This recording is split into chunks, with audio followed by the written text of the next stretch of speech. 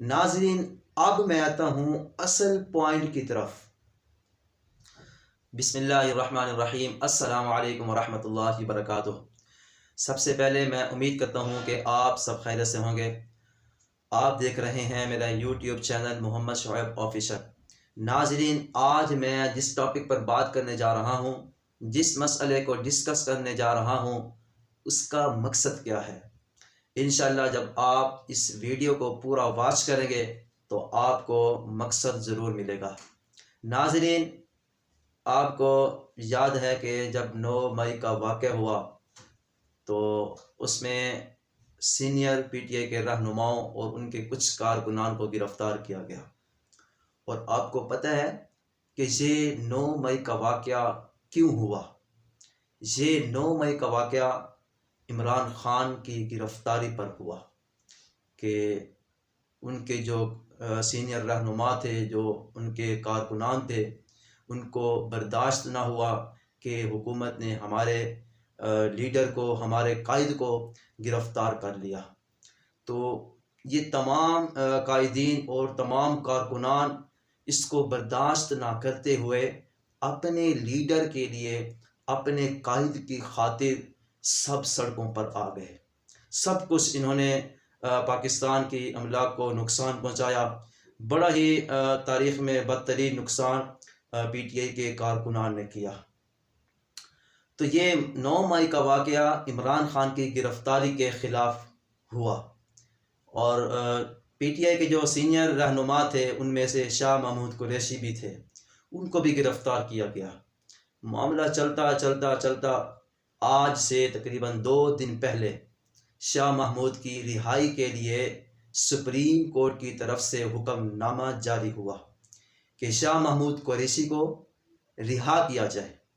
تو جیسے ہی ان کو رہا کیا گیا تو ان کو دوبارہ فوراً گرفتار کیا گیا، اور جس طرح ان کی عبرتناک گرفتاری ہوئی، ان کو گھسیٹ کر لے جایا گیا اور دھکے مار کر لے جایا گیا، یہ سب کے سامنے ہے۔ اور پھر اس کے اگلے دن پی ٹی آئی کے کارکنان جو بھی لوگ ہیں، ان کی طرف سے پھر شاہ محمود قریشی کی گرفتاری کے خلاف احتجاج ہوا، سڑکوں پر نکلے۔ ناظرین، اب میں آتا ہوں اصل پوائنٹ کی طرف۔ ہمارے عشق کا معیار، ہمارے عشق کا پیمانہ کیا ہے؟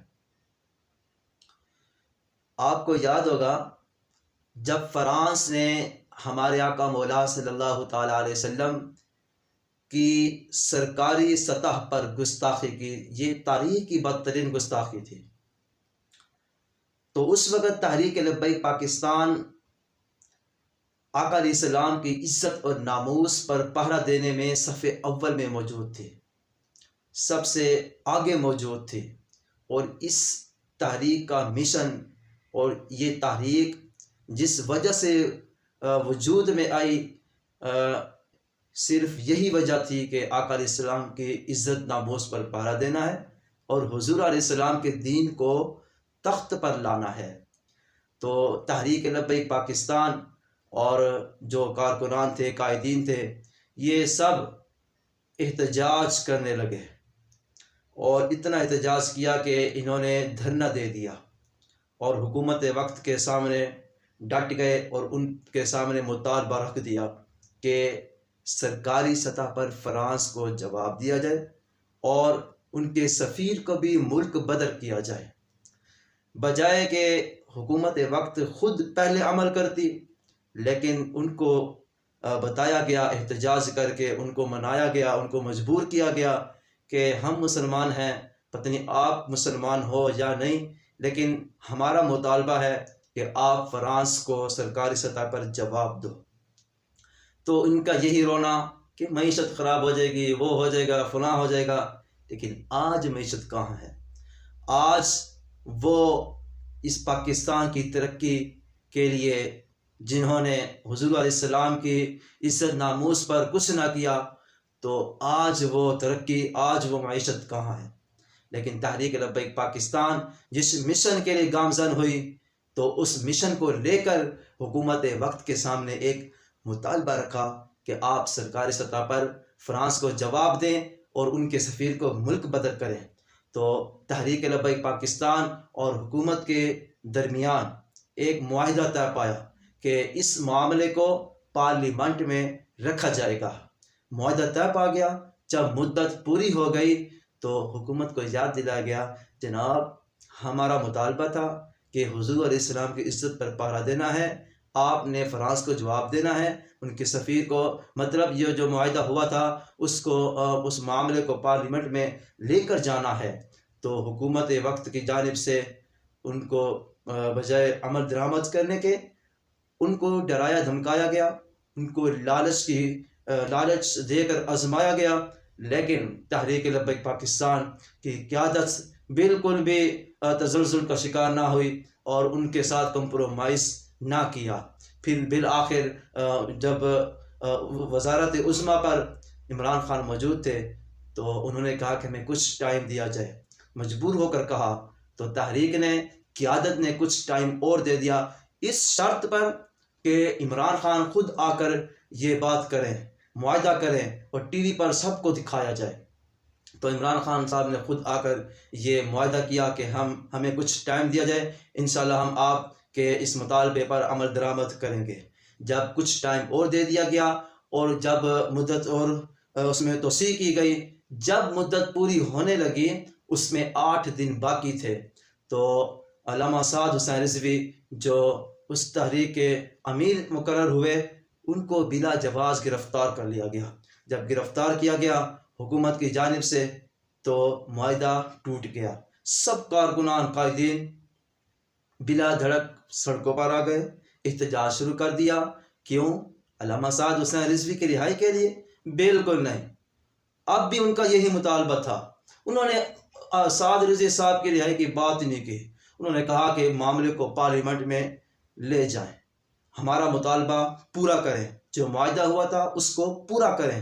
لیکن بجائے معاہدے کو پورا کرنے کے، جو تحریک کی قیادت تھی، علماء کرام تھے، حضور علیہ السلام کے غلام تھے، جنہوں نے حضور کی عزت اور ناموس پر بالکل گرمی کو بھی نہ دیکھا، اتنی گرمی تھی اور ماہ رمضان کا مہینہ تھا، لیکن ان بدبختوں اور ظالموں نے روزے کی حالت میں بھی حضور کے غلاموں کو شہید کیا اور بڑا کریک ڈاؤن کیا، علماء کو گرفتار کیا گیا، اور ان کارکنان اور علماء کرام جو حضور کے غلام تھے، کسی کے بازو مفلوج ہو گئے، کسی کی ٹانگیں مفلوج کر دی گئیں، اتنا ظلم و ستم کیا گیا، اور سید زادیوں کا بھی حیا نہ کیا گیا، 4 دیواری کے تقدس کو پامال کیا گیا، مساجد کے تقدس کو بھی پامال کیا گیا۔ کیا ظلم نہیں ہوا؟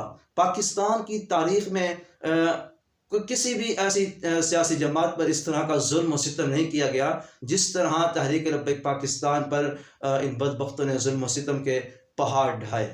تو ناظرین، اب بھی ان کا یہی فیصلہ، اب بھی ان کا یہی مطالبہ تھا۔ انہوں نے سعد رضوی کی رہائی کے لیے کوئی بات بھی نہ کی۔ انہوں نے کہا کہ سب سے پہلے ہمارے اپنے محبوب کی عزت اور ناموس ہمارے لیے عزیز ہے، اس کے بعد علامہ سعد رضوی کی رہائی، اور انشاءاللہ ہم اپنے قائد کی رہائی قانونی طریقے سے ان کی رہائی کروائیں گے۔ تو ناظرین، دیکھا آپ نے کہ تحریک لبیک پاکستان کی قیادت اور ان کے کارکنان کے عشق کا پیمانہ، ان کے عشق کا معیار۔ اور اب آتے ہیں پی ٹی آئی کی طرف۔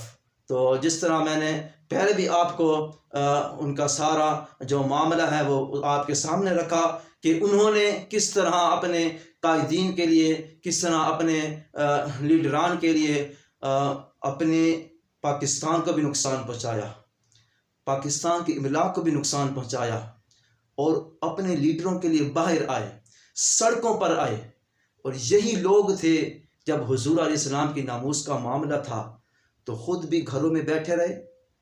اگر تحریک لبیک پاکستان باہر آئی تو یہ سب کہنے لگے کہ یہ اپنی سیاست کے لیے آئے ہیں۔